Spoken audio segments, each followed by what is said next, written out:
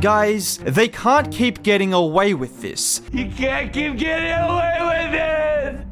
Yep, in case you can't tell, the Miami Heat have done it again. For the gajillionth time, they've entered the draft with average draft equity and have left with two players who look ready to play NBA basketball right now, including a 7-foot monster who is knocking down threes and blocking 3 shots in 1 possession. Oh, and they plan to play this guy next to Bam Adebayo at some point in time. The same Bam Adebayo who is now turning into a stretch big, by the way. I hope Celtics fans enjoyed last season, because the Miami Heat's dark arts aren't going anywhere anytime soon. And I should probably be more specific. These two guys are Kel'el Ware and Pelle Larsson, who Miami drafted with the 15th and 44th overall pick in this year's draft. And it now means that since 2015, this is the Heat's record of drafting players. In other words, despite only having one top 10 pick in nearly 10 years,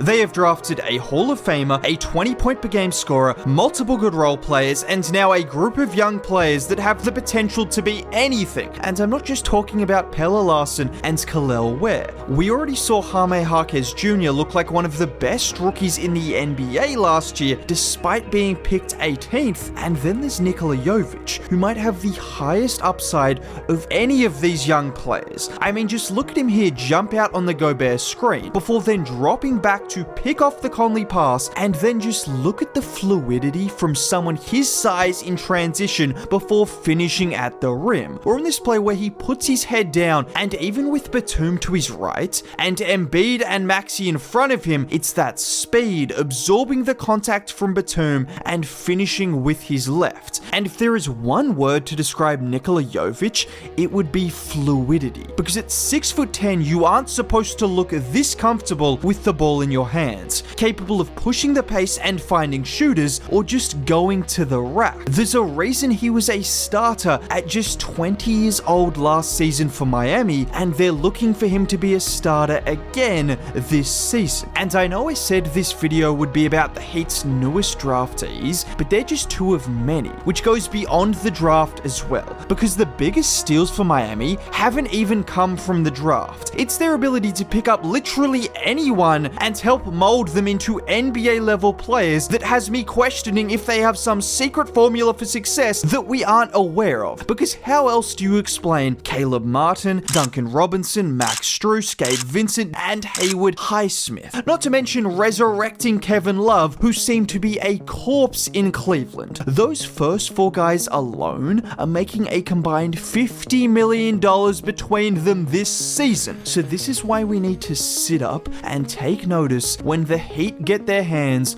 on a player like Kel'el Ware, because we have seen them turn undersized and unathletic players into great role players. What are they going to do with someone like Kel'el Ware, who not only has the physical traits, but is also incredibly skilled for a big man, averaging 16, 10, and 2 blocks a game last season in college, before then going into NBA Summer League and averaging a cool 18 and 8 a game, en route to the Heat winning the Summer League championship with contribution from Pelle Larsson and another guy who looked like his time in the NBA was finished, Josh Christopher. But focusing on Kel'el Ware, he showcased exactly what you wanted to see in just 17 minutes of his first preseason game, stepping into a 3 and mid-range shot, blocking numerous shots, forcing a couple of turnovers, and then being in the right place on pick and rolls to get a couple of easy dunks. And this is exactly what he did in Summer League as well, which is the reason I'm making this video. This isn't just a good 15 minutes of play. No, Kel'el has looked like an absolute steal ever since he stepped foot on the floor for Miami.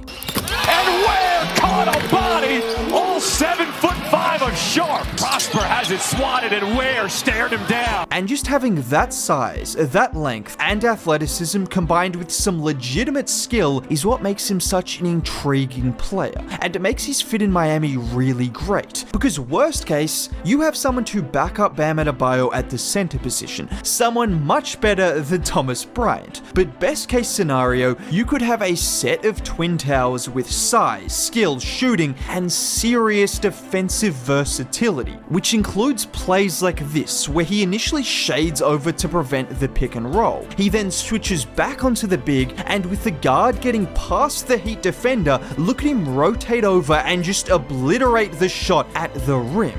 And then there's also Pelle Larsson, who I haven't heard many people talk about because he's definitely not got the same highlight reel or physical traits as Kel'el Ware, but I don't know if I've seen a more Heat kind of player. The only thing off-putting about Larsson is he was actually drafted as opposed to the likes of Gabe Vincent, Max Strus, Duncan Robinson, and Caleb Martin. But his ability to just pop up in the right place at the right time on both sides of the floor is going to make it very hard for Erik Spoelstra to keep him off the floor. Just look at this play from the recent preseason game, where he spots Duncan trapped in the corner and immediately cuts, having the ability to catch and finish at pace. And what I really love about Pelle is he has the size and shooting ability to work in an off-ball role as a 2 or a 3 with good physicality and effort on defense, but he's also got some really good playmaking traits as well that we probably won't see as much of at the NBA level this year. But as he gets more and more comfortable, don't be surprised when he starts dropping dimes on a consistent basis, just like on this play where he brings the ball up the floor. Kel'el sets the screen, and watch Larsson get the guard on his back before drawing the help from the big and then throwing a perfect dime up top to Kel'el, who is going to throw down anything within 5 feet of the rim. Or a play like this, which I really love, where he gets the ball kicked out to him at the 3-point line, he fakes out the defender before drawing the help and spraying the ball back out for an open 3. We all know Larsson won't be running point guard for the Heat this season, but when he gets on the floor, it's not just about knocking down threes and making plays on defense. If he can showcase the ability to fake out defenders and then make that extra pass, that's what could separate him from guys only capable of knocking down shots. And with his movement, his shooting, his physicality, and his playmaking, I'm struggling to see a world in which he's not an NBA player for the next 10 seasons.